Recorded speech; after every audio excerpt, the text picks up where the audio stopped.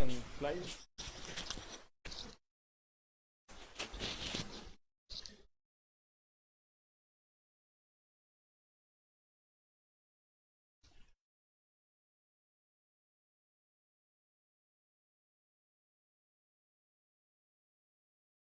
Hello hello hello hello hello hello, सबको मेरा प्रणाम है, नमस्कार है। आइए सर, हम लोग द नेक्स्ट चैप्टर की ओर बढ़ते हैं। ऑर्गेनिक केमिस्ट्री, दैट इज रसायन, कार्बनिक रसायन और उनके यौगिक। ठीक है, कार्बनिक रसायन और उनके यौगिक की अगर हम बात करें तो पहले तो कार्बनिक रसायन कहते किसको हैं सर? एकदम आराम से पढ़ने की कोशिश कीजिएगा सर। कार्बनिक रसायन कहते किसको हैं?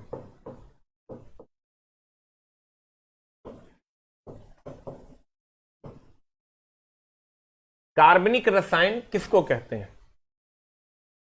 व्हाट इज कार्बनिक रसायन? अगर हम कार्बनिक रसायन की बात करें, कार्बन के जितने भी कंपाउंड्स हैं वो कार्बनिक रसायन। कार्बन के जितने भी कंपाउंड्स हैं वो कार्बनिक रसायन है। जैसे NH2, CONH2, इसमें कार्बन है, ये कार्बनिक रसायन है। CH3, COOH, ये कार्बनिक रसायन है। HCOOH, ये कार्बनिक रसायन है। और कार्बनिक रसायन की अगर बात करोगे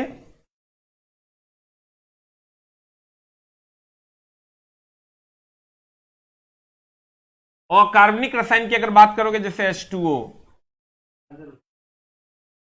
ये अकार्बनिक रसायन है। जैसे NO2, ये अकार्बनिक है। एकदम सिंपल सर, सबको गुड मॉर्निंग है। जिसमें कार्बन होगा वो कार्बनिक रसायन है और जिसमें कार्बन नहीं है वो अकार्बनिक रसायन है। इसमें कार्बन नहीं ना है, अकार्बनिक रसायन। अब अगर हम कार्बन की बात करें सर, कार्बन में कैटेनेशन का गुण होता है। आप कहिएगा ये कैटेनेशन क्या है सर? ये श्रृंखला बनाने का गुण रखता है। आप कहिएगा ये श्रृंखला क्या है सर? श्रृंखला बनाने का गुण रखता। आप कहिएगा कैसे होता है सर? तो ये देखिए, ये श्रृंखला इस टाइप का चेन बनाता है। इस टाइप का सर चेन बनाता है कार्बन।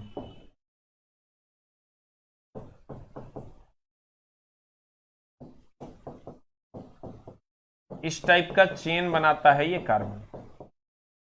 इसी को हम श्रृंखला भी कहते हैं। कहते हैं कार्बन में श्रृंखला बनाने का गुण होता है। क्या बनाने का गुण होता है सर? कार्बन में श्रृंखला बनाने का गुण होता है, चेन बनाने का गुण होता है। कार्बन में क्या बनाने का गुण होता है सर? चेन बनाने का गुण होता है। कहते हैं कैटेनेशन का गुण होता है, श्रृंखला बनाने का गुण होता है, चेन बनाने का गुण होता है। और जिसमें कार्बन होगा वो कार्बनिक रसायन है और जिसमें कार्बन नहीं होगा वो अकार्बनिक रसायन है। और कार्बनिक रसायन, ध्यान दीजिएगा सर, ये जो कार्बनिक रसायन है इसको इंग्लिश में हम ऑर्गेनिक केमिस्ट्री कहते हैं। ऑर्गेनिक केमिस्ट्री कहते हैं। ये जो कार्बनिक रसायन है इसको इंग्लिश में सर हम लोग ऑर्गेनिक केमिस्ट्री कहते हैं। ध्यान दीजिएगा सर, कार्बनिक रसायन को इंग्लिश में क्या कहते हैं? ऑर्गेनिक केमिस्ट्री कहते हैं। कहता है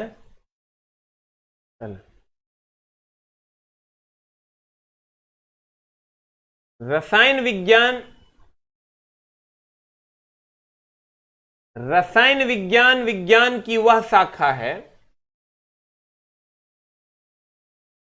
रसायन विज्ञान विज्ञान की वह शाखा है जिसके अंतर्गत कार्बन एवं उसके यौगिकों का अध्ययन किया जाता है, उसे कार्बनिक रसायन कहा जाता है। जिसके अंदर कार्बन और उसके यौगिक का मतलब जैसे सर NH2 हो गया, CONH2, ये कार्बन और उसके यौगिक का अध्ययन किया जाता है, उसे हम कार्बनिक रसायन कहते हैं। कार्बन ही एक ऐसा तत्व है जिसमें कैटनेशन का गुण पाया जाता है। कैटनेशन का अर्थ होता है श्रृंखला बनाना, चेन बनाने का गुण, जिस कारण इसके यौगिकों की संख्या वर्तमान समय में सर्वाधिक है। तुमको कहेगा सबसे अधिक यौगिक किसके हैं, तो तुम कहोगे भैया कार्बन के। सबसे अधिक यौगिक किसके हैं सर, कार्बन के। लेकिन पता है इसके बारे में कहा जाता था कार्बनिक यौगिक बनाया नहीं जा सकता, प्राकृतिक रूप से पाया जा सकता है लेकिन इसे बनाया नहीं जा सकता। जितने भी जैविक उपयोग में जितने भी जैविक चीजें हैं उससे कार्बनिक यौगिक प्राप्त किया जा सकता है, लेकिन कृत्रिम तरीके से कार्बन को नहीं बनाया जा सकता है।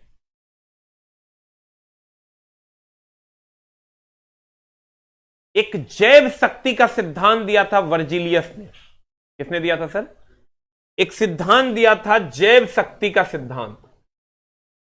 पहले तो सर ऑर्गेनिक कंपाउंड की अगर हम बात करें तो ये आपका क्लियर होना चाहिए, वैसा यौगिक जिसमें कार्बन मौजूद हो उसे कार्बनिक यौगिक कहते हैं, जैसे CH4, जैसे C2H6, जैसे NH2CONH2, जैसे HCOH, जैसे C4H10, जैसे CH3COH, सब में कार्बन है तो ये कार्बनिक रसायन है।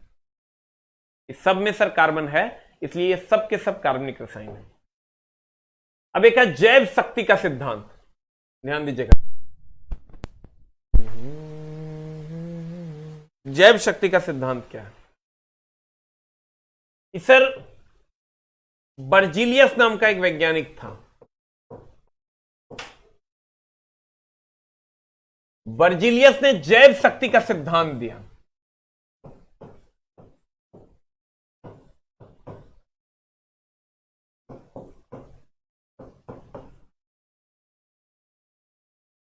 बर्जिलियस ने सर जैव शक्ति का सिद्धांत दिया।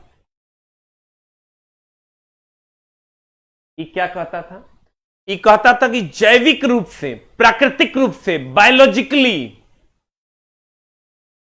ही तत्वों को कार्बनिक रसायन को बनाया जा सकता है।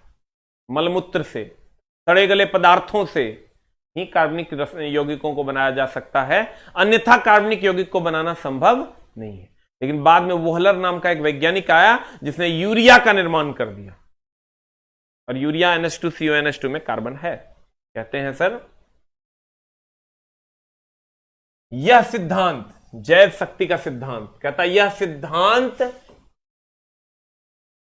बर्जिलियस ने दिया। इनके अनुसार कार्बन के यौगिक सिर्फ प्रकृति में ही पाए जाते हैं, केवल प्रकृति में पाए जाते हैं।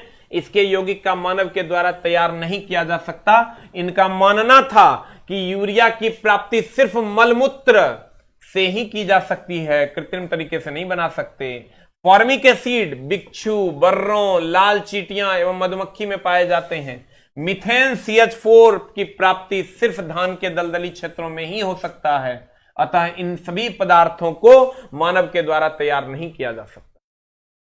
देख लो, CH4 के बारे में कहता था दलदली गैस, ये केवल धान के खेत में नॉर्मली प्राप्त होता है, ये प्राकृतिक कृत्रिम तरीके से नहीं प्राप्त किया जा सकता। फॉर्मिक एसिड का जो ये मामला है, ये भी सर प्राकृतिक रूप से नहीं तैयार किया जा सकता है। ये जब भी तैयार होगा, कृत्रिम रूप से तैयार नहीं किया जा सकता, केवल और केवल प्राकृतिक रूप से इन सब चीजों से मिलता है। यूरिया की प्राप्ति अगर बताओगे तो मलमूत्र से ही हो सकता है यूरिया की प्राप्ति, बाद बाकी कृत्रिम तरीके से नहीं बनाया जा सकता। लेकिन बर्जिलियस का ही एक शिष्य था फ्रेडरिक वोहलर, जिसने पहली बार अमोनिया को गर्म करके या अमोनियम साइनाइड को गर्म करके यूरिया बना दिया। सर जिसने पहली बार अमोनियम साइनाइड को गर्म किया और यूरिया बना दिया, जिसका नाम था फ्रेडरिक वोहलर। फ्रेडरिक वोहलर, इसने पहली बार प्रयोगशाला में किसका निर्माण कर दिया, यूरिया का निर्माण कर दिया। किसका निर्माण कर दिया सर, यूरिया का निर्माण कर दिया।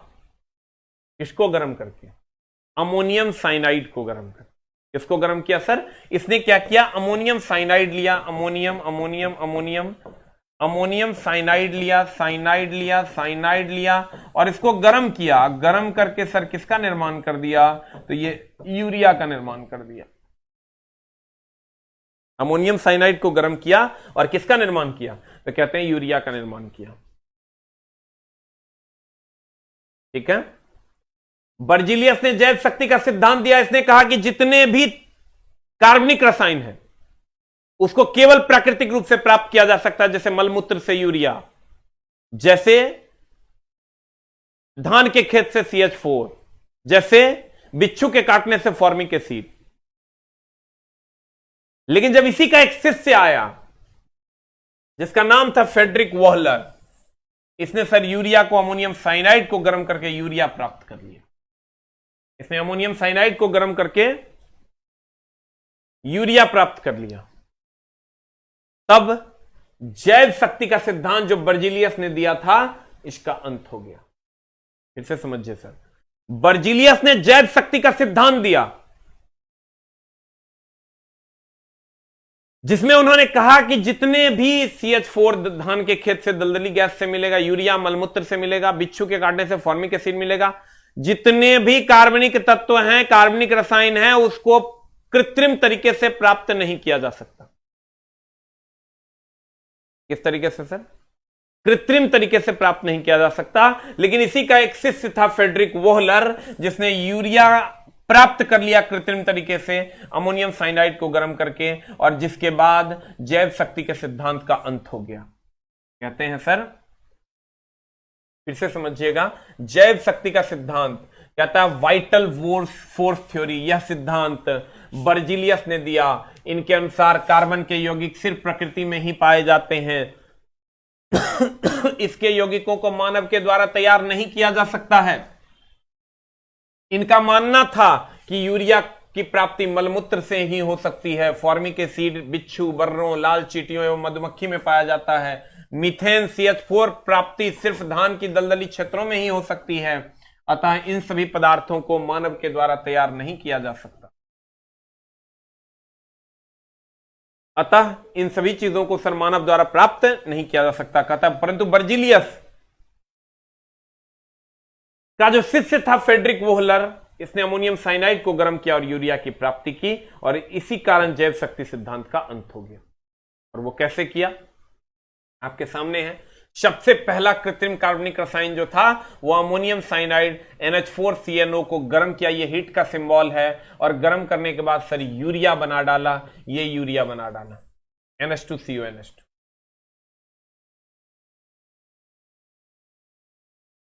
ठीक है। अब कार्बन की बात करते हैं सर, ध्यान दीजिएगा। अगर हम कार्बन की बात करें, let us talk about carbon.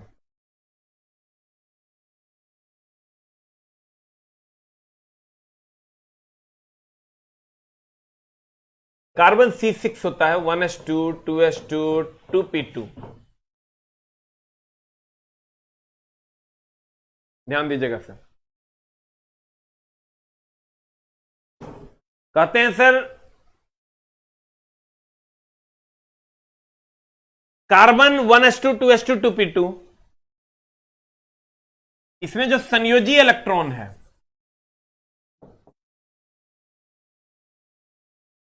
इसमें जो संयोजी इलेक्ट्रॉन है, इसकी संख्या 4 है।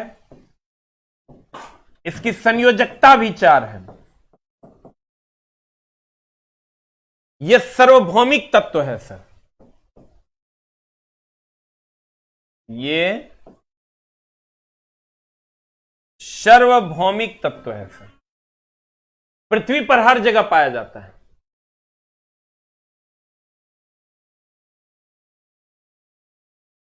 आज मैथ की क्लास नहीं है, कल से होगी। क्या हुआ?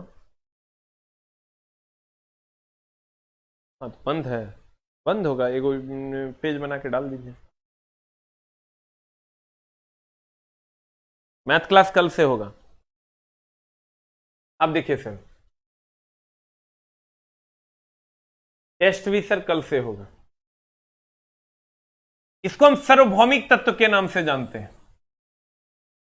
कौन तत्व कहते हैं इसको सर? सार्वभौमिक तत्व, क्योंकि पृथ्वी पर हर जगह यह पाया जाता है। सबसे अधिक यौगिक कार्बन के हैं। सबसे अधिक यौगिक किसके हैं सर? कार्बन के हैं। इससे ज्यादा यौगिक किसी के नहीं। दूसरा, ये समावयवता दर्शाते हैं, ये समावयवता आइसोमेरिज्म दर्शाते हैं।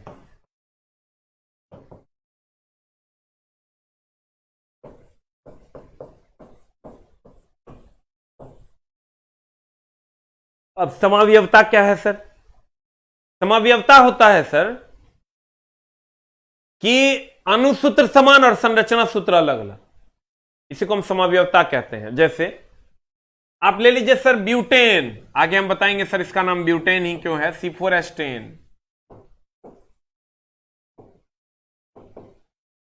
अगर हम सर इसमें लेते हैं ब्यूटेन, C4 एस्टेन की बात करते हैं सर,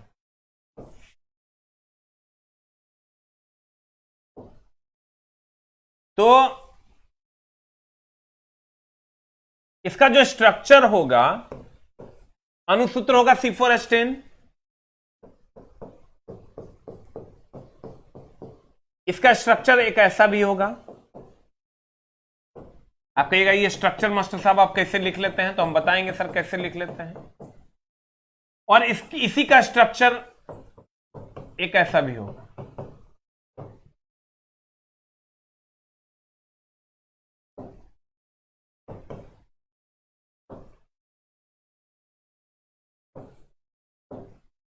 एक स्ट्रक्चर सर इसका ऐसा भी हो सकता है।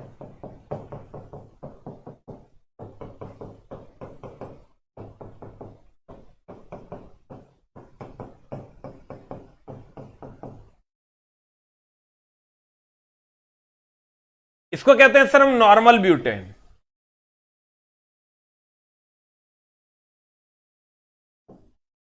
इसको कहते हैं सर आइसोब्यूटेन। अभी कहिएगा ये सर क्या किए हैं, आप समझ में नहीं आया, तो मैं बताता हूं।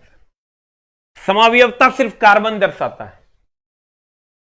आज मैथ नहीं है सर की तबीयत ठीक नहीं है इसलिए कल लेंगे। समावयवता की अगर हम बात करें सर, तो ये केवल कार्बन दर्शाता है। समावयवता का मतलब होता है अणुसूत्र समान हो और संरचना सूत्र अलग अलग हो। देखो दोनों की संरचना अलग अलग है, इसके आधार पर नाम भी अलग अलग है। इसको हम सर नॉर्मल ब्यूटेन कहते हैं और इसको हम आइसोब्यूटेन कहते हैं। तो कहता है, गौर फरमाइएगा,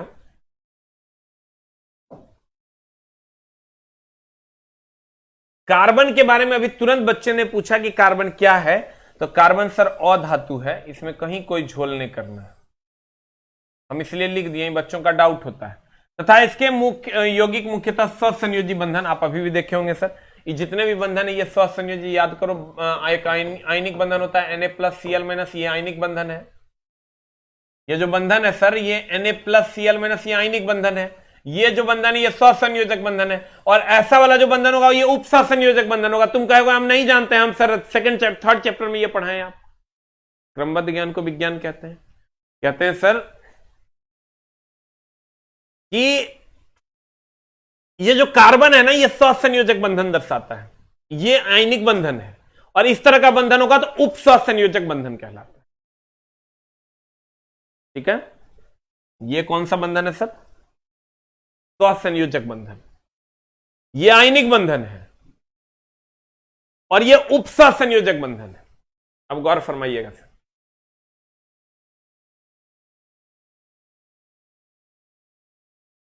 देखो कितना घटिया बच्चा सब होता है।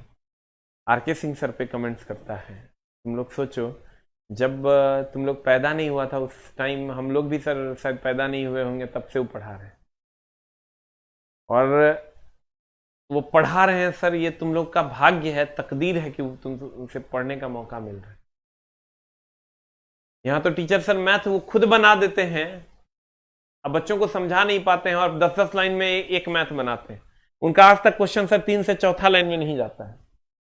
तुम लोग समझो लकी हो कि आरके सिंह सर से पढ़ने का मौका मिला। तो कृपया इस टाइप की अशिष्टता न बोले, सर आज नहीं पढ़ाएंगे तो नहीं पढ़ाएंगे, ये कोई बहुत बड़ा इशू नहीं है सर। हर टीचर का अपना भी एक निजी लाइफ होता है, ऐसा कभी कभी हो जाता है सर कि लोग क्लास नहीं ले पाता है। नहीं तो टीचर अगर क्लास लेगा तो कहीं ना कहीं वो रेगुलरिटी कोशिश करेगा कि मेंटेन रखे, ताकि बच्चों को दिक्कत नहीं। लेकिन फैमिलीज के भी कुछ प्रॉब्लम्स होते हैं। आज आरके सिंह सर का कोई क्लास अभी से नहीं है। कार्बन एक और धातु है तथा इसके यौगिक मुख्यतः कौन बंधन दर्शाते हैं? स्वसंयोजक बंधन दर्शाते हैं। इसकी परमाणु संख्या 6 है, ये सब जानता है, और परमाणु द्रव्यमान 12 है, ये सब जानता है। कार्बन 6 12। कार्बन को सार्वभौमिक तत्व के नाम से भी जानते हैं। इसके यौगिकों की संख्या अत्यधिक है। इसके यौगिकों की संख्या क्या है सर? अत्यधिक है। सबसे ज्यादा इसी का, इसलिए सार्वभौमिक तत्व। इसके यौगिक समावयवता प्रदर्शित करते हैं। समावयवता क्या है सर? आइसोमेरिज्म आपके सामने है। वैसा कार्बनिक, हम बोले थे C4H10, ये जो समावयवता है सर, जिसका आणविक सूत्र समान, ये दोनों के लिए आणविक सूत्र C4H10 है, लेकिन संरचना सूत्र अलग अलग है। तो इसका संरचना अलग अलग है। कहता है, ध्यान दीजिएगा,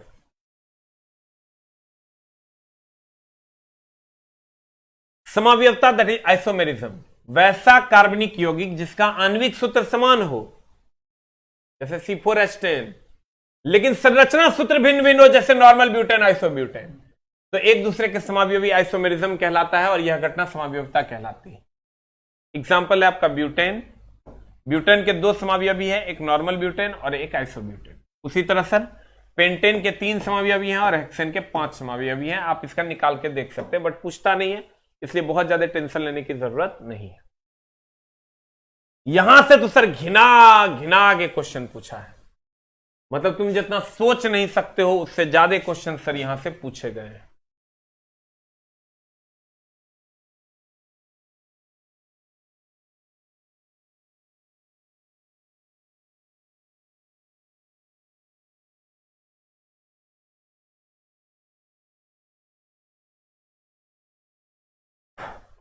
देखिए सर, पहले आपको एल्केन एल्कीन अल्काइन पढ़ना होगा। यहां से थोड़ा सा हम आगे जा रहे हैं। एल्केन, एक होता है एल्केन, एक होता है एल्कीन, एक होता है अल्काइन। मैं बताता हूं क्या मामला है। एक होता है एल्केन, एक होता है एल्कीन, और एक होता है अल्काइन। एल्केन, ध्यान देना, एल्केन,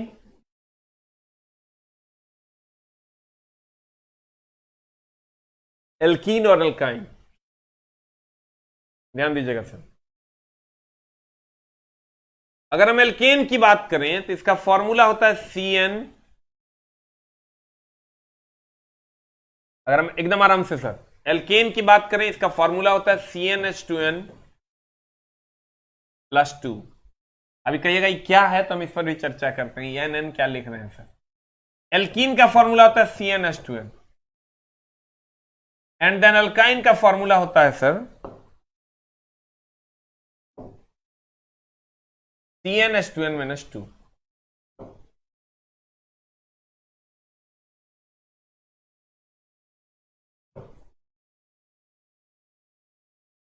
ध्यान दीजिएगा सर,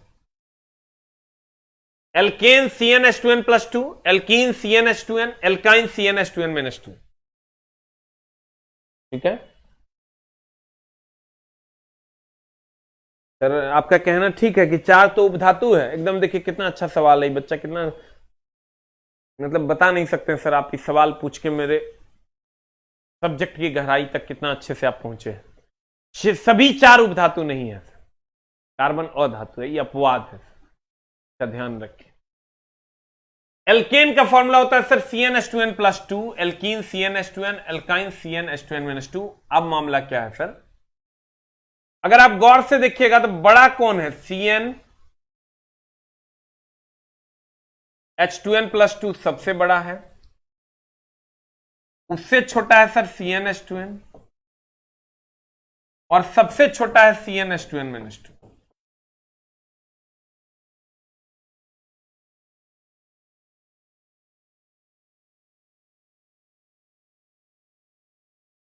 ध्यान दीजिएगा sir, alkene CnH2n+2, alkene CnH2n, alkyne CnH2n-2। आप जब इसका साइज देखिएगा तो ये CnH2n+2 है, +2 है, तो ये सबसे बड़ा है। एकरा में दो प्लस 2 था, लेकिन ये 2 घट गया। जैसे आप इसको कह सकते हैं 10 + 2, इसको कह सकते हैं 10, इसको कह सकते हैं 10 - 2। आप कहिएगा कैसे?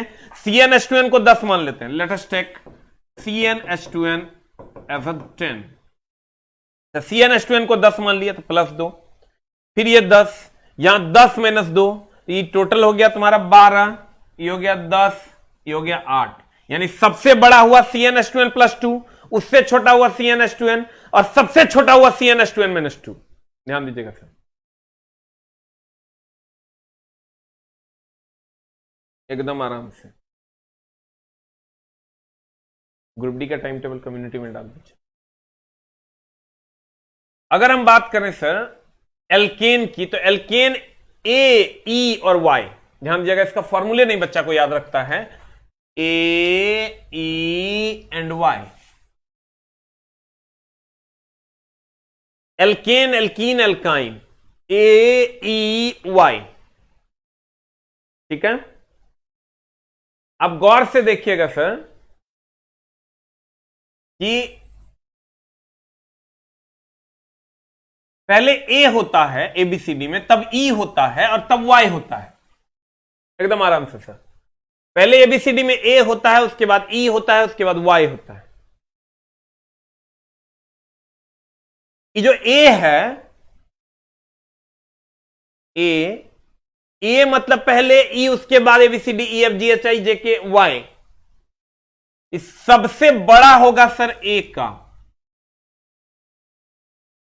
तब होगा इन का, तब होगा Y का। जैसे तुमको फॉर्मूला कहे एल्केन, एल्कीन, एल्काइन, तो कहेंगे एल्केन, एल्केन, ए, alkene, alkyne, AEY, CnH2n+2, CnH2n, और 2 घटा देंगे CnH2n-2। अब देखिए सर,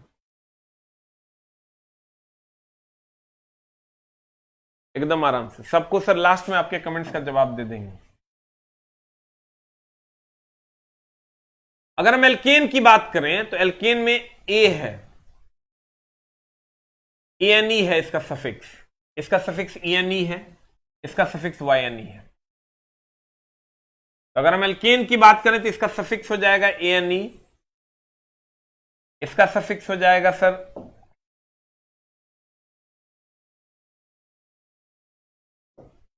ENE, और इसका सफिक्स हो जाएगा YNE। ANE, ENE और YNE। अगर कोई एल्केन होगा, ध्यान दीजिएगा सर, अगर आप कार्बन का रूट वर्ड जानते हैं, नहीं जानते तो सर जान लीजिए। देखिए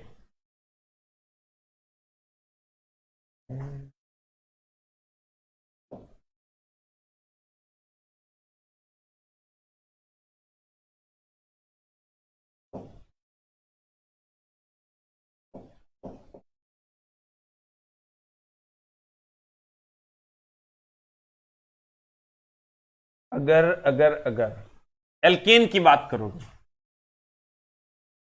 एक कार्बन होता है, तो सर आप इतना तो जरूर पढ़े होंगे, एकदम आराम से सर, ये पढ़े, एक कार्बन होगा तो सफिक्स जो है, या सफिक्स नहीं कह के प्रीफिक्स कह दीजिए, प्रीफिक्स। एक कार्बन होगा तो होगा मिथ, ये पढ़े होंगे, एक कार्बन। 2 कार्बन होगा तो ये हो जाएगा इथ, 3 कार्बन हो जाएगा, ये हो जाएगा प्रोप, 4 कार्बन होगा तो ये हो जाएगा ब्यूट, 5 कार्बन हो जाएगा तो ये हो जाएगा पेंट, और 6 कार्बन हो जाएगा तो ये हो जाएगा हेक्स। एकदम आराम से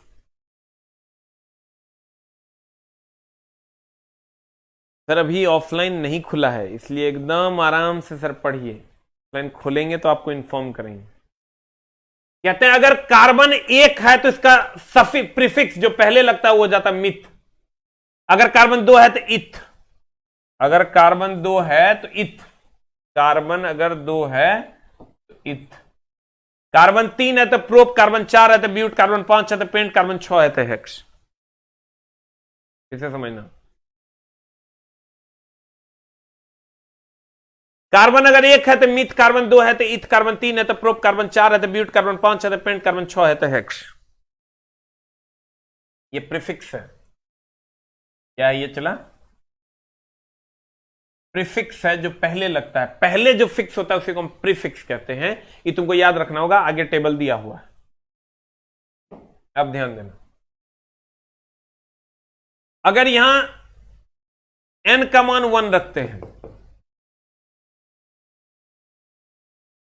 या 2 रखते हैं, ये हो जाएगा C, n के मान 2 है तो 2H, और दो दूनी 4 और दो 6, C2H6। देखो कैसे, n का मान 2 रखो तो C2 हो गया, n का मान यहां 2 रखोगे, दो दूनी 4 दो 6, C2H6।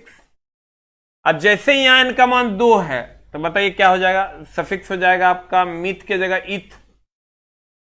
कार्बन 2 होगा तो इथ, और एनी है तो ये हो जाएगा इथेन। यहां पर अगर n का मान 2 रखिएगा ये हो जाएगा C2H4, और C2 है तो ये हो जाएगा इथ। C2H4 है इथ, चूंकि एल्कीन है तो ये हो जाएगा इथीन।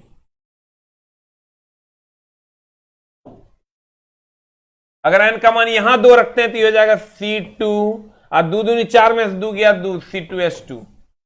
C2H2 तो होगा इथे, क्योंकि दो एकदम धीरे धीरे समझिएगा सर, धीरे धीरे सीखिएगा, इतना आसान नहीं है हलवा खा लिए। अगर ये होगा सर 2 है तो इथ, चूंकि वायनी कंपाउंड है, चूंकि अल्काइन वाला फॉर्मूला आया है, इसलिए हो जाएगा ये इथाइन। एकदम आराम से सर। अगर n का मान 2 है तो ये C2H6, C2 दो दूनी 4 दो 6, H6 हो जाएगा इथेन। अगर n का मान 2 है तो C2H4 यानी इथीन, इसलिए कि इससे आया है 2 दो दूनी 4। अगर n का मान 3 है, n का मान 3 सॉरी n का मान 2 है, n का मान अगर यहां भी 2 है, n बराबर अगर 2 है तो C2 और दो दूनी 4 में से 2 गया 2, C2H2 जैसे इथाइन। अगर यहां n का मान 3 रहता तो कहते प्रोप, n का मान 4 रहता तो कहते ब्यूट, n का मान 5 रहता तो कहते पेंट, h का मान 6 रहता तो कहते हेक्स। एकदम आराम से चला। फिजिक्स का ग्रुप डी का टाइमिंग है 11 बजे सुबह में। कुछ तुम कहो, एकदम आराम से, बी कंफर्टेबल।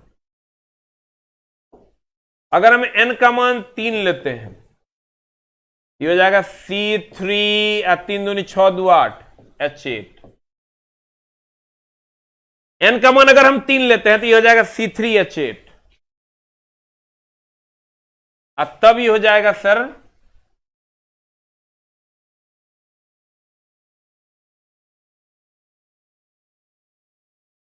प्रोप, चूंकि 3 गुना है तो ये हो जाएगा प्रोप, एनी कंपाउंड है तो ये हो जाएगा प्रोपेन।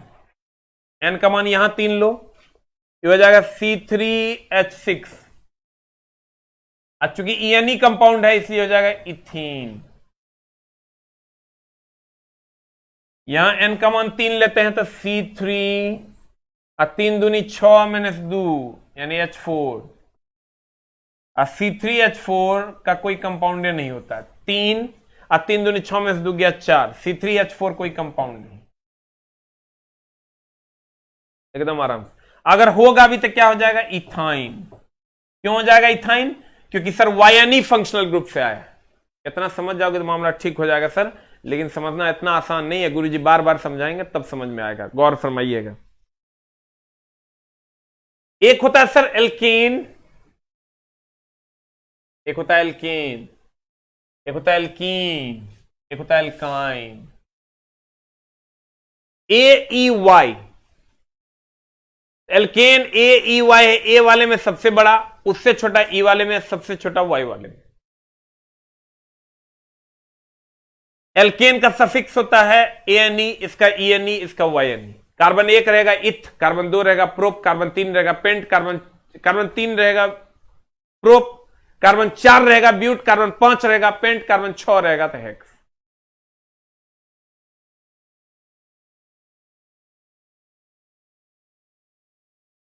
तो इसका जब सर आप वो निकालोगे, स्ट्रक्चर निकालोगे,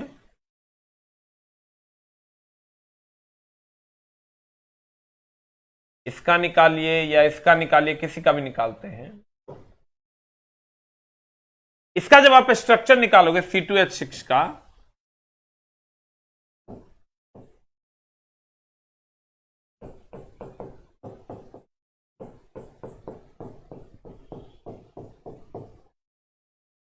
ये है C2H6, सिंगल बॉन्ड है, ध्यान दीजिएगा। तुम लोग अब यही सब करो ग्रुप में, एक आधे को ब्लॉक कर देंगे, मारेंगे छोटा, कोई क्वेश्चन आउट नहीं हुआ, झूठे झूठल का क्वेश्चन सब मिल जाता है, तुम लोगों को खुश हो जाता है। ये जो C2H6 है सर, इसमें सब सिंगल बॉन्ड है। जब आप यहां C2H4 में आओगे,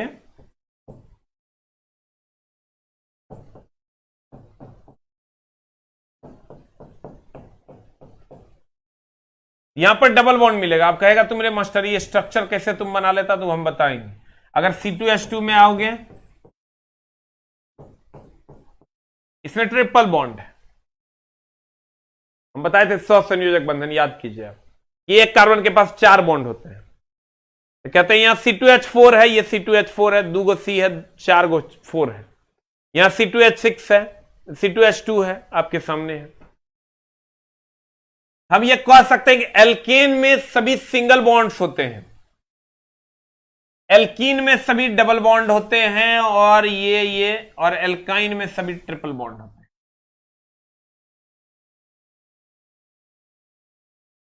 alkene, alkene, alkyne, alkane ANE, ये ENE, ये YNE, CnH2n+2, CnH2n और CnH2n-2।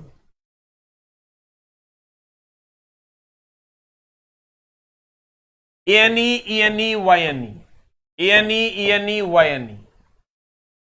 n बराबर अगर 2 होगा तो C2H6, n बराबर अगर 2 होगा तो यहां C2H4, n बराबर 2 होगा C2H2। अब ध्यान यह देना है कि इसमें सिंगल बॉन्ड होता है, इसमें डबल बॉन्ड होता है, इसमें ट्रिपल बॉन्ड होता है। हम कहेंगे alkane, alkene, alkyne, a single bond है, एल्कीन डबल बॉन्ड है, एल्काइन ट्रिपल बॉन्ड है। एल्केन की अगर हम बात करें तो एल्केन क्या है? एल्केन को सर हम सभी सिंगल बॉन्ड का बाप कहते हैं। इसका सफिक्स में एनी होता है, इसीलिए तो ये इथेन होता है। इसके सफिक्स में ईएनई होता है, इसलिए इथीन होता है, और इसके सफिक्स में वायनी होता है, इसलिए इथाइन होता है। अब ध्यान देना, ये सिंगल बॉन्ड, ये डबल, ये triple bond. Alkane single bond, alkene double bond और एल्काइन ट्रिपल बॉन्ड। अब देखो, अगर कार्बन कार्बन के बीच सिंगल बॉन्ड है तो ये संतृप्त हाइड्रोकार्बन का एग्जांपल है, सैचुरेटेड हाइड्रोकार्बन। और अगर कार्बन कार्बन के बीच डबल या ट्रिपल बॉन्ड है, डबल या ट्रिपल बॉन्ड है, तो इसको हम कहते हैं अनसैचुरेटेड।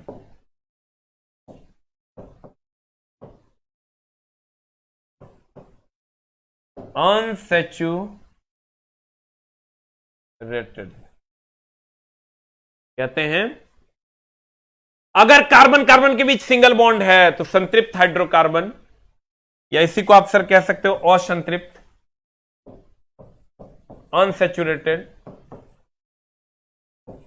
अगर कार्बन कार्बन के बीच सिंगल बॉन्ड है, संतृप्त है, और डबल और ट्रिपल है तो असंतृप्त। डबल और ट्रिपल है तो क्या है? असंतृप्त। अगर सिंगल है तो संतृप्त है, डबल और ट्रिपल है तो असंतृप्त है। डबल और ट्रिपल में कौन आते हैं? चला हम ये कह सकते हैं कि एल्केन संतृप्त है क्योंकि सिंगल बॉन्ड है, और एल्कीन और अल्काइन में डबल और ट्रिपल बॉन्ड है इसलिए असंतृप्त है। तो एल्केन का फॉर्मूला CnH2n+2 होगा, एल्कीन का CnH2n होगा, अल्काइन का CnH2n-2 होगा।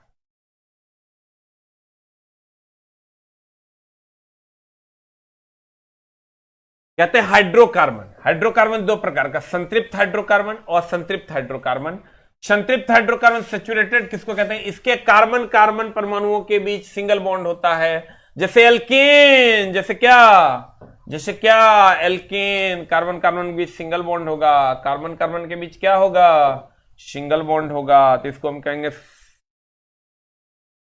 संतृप्त। एल्केन श्रेणी के सभी सदस्य। एल्कीन असंतृप्त हाइड्रोकार्बन, अनसैचुरेटेड हाइड्रोकार्बन, इसमें कार्बन कार्बन परमाणुओं के बीच डबल बॉन्ड या ट्रिपल बॉन्ड होता है। इसमें कौन कौन आ जाएगा? एल्कीन और अल्काइन। अगर कार्बन कार्बन परमाणुओं के बीच सिंगल बॉन्ड होगा तो हम कहेंगे एल्केन है, अगर डबल और ट्रिपल होगा तो एल्कीन या अल्काइन। देख लीजिए, एल्केन का सफिक्स होता है ANE, इसमें होता है सिंगल बॉन्ड। एल्कीन का सफिक्स होता है ENE, इसका सफिक्स डबल बॉन्ड। एल्काइन होता है YNE, इसको होता है ट्रिपल बॉन्ड। अब हम ये कह सकते हैं कि हाइड्रोकार्बन दो प्रकार का, एक संतृप्त और दूसरा असंतृप्त। संतृप्त में सर एल्केन होता है और असंतृप्त में एल्कीन और अल्काइन होता है। एल्कीन में तुम्हारा CnH2n है और अल्काइन में CnH2n-2 है। यानी हाइड्रोकार्बन दो प्रकार के, एक संतृप्त और दूसरा असंतृप्त। संतृप्त मतलब एल्केन हो गया, असंतृप्त मतलब एल्कीन और अल्काइन हो गया, या यूं कहे कि संतृप्त मतलब सिंगल बॉन्ड हो गया, असंतृप्त मतलब डबल या ट्रिपल बॉन्ड हो गया।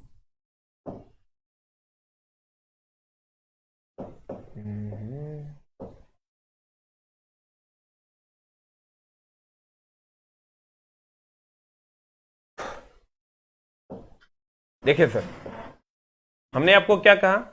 ये होता है एल्केन, एल्कीन और अल्काइन। एल्केन की अगर हम बात करें CnH2n+2, alkene CnH2n, alkyne CnH2n-2। Alkane में सिंगल बॉन्ड होता है, एल्कीन में डबल बॉन्ड होता है, डबल बॉन्ड होता है, अल्काइन में ट्रिपल बॉन्ड होता है। डबल और ट्रिपल बॉन्ड जो है, डबल और ट्रिपल बॉन्ड की अगर हम बात करें, एल्कीन और अल्काइन हो गया, और सिंगल बॉन्ड की अगर हम बात करें तो ये एल्केन है, दैट इज संतृप्त। ये संतृप्त हो गया और ये दोनों हो जाएगा असंतृप्त। ठीक है, ये हो जाएगा संतृप्त और ये दोनों हो जाएगा क्या? असंतृप्त। हाइड्रोकार्बन कितने प्रकार के? दो, एक संतृप्त और दूसरा असंतृप्त। असंतृप्त की में भी दो है, एक डबल बॉन्ड और दूसरा triple bond. Alkane ANE, ENE, YNE। ANE होगा CnH2n+2, ENE CnH2n, और YNE CnH2n-2। क्लियर? अब ये बुझा कि नहीं? गया बोरा में? AEY सबसे बड़का, उससे छोटका, सबसे छोटका।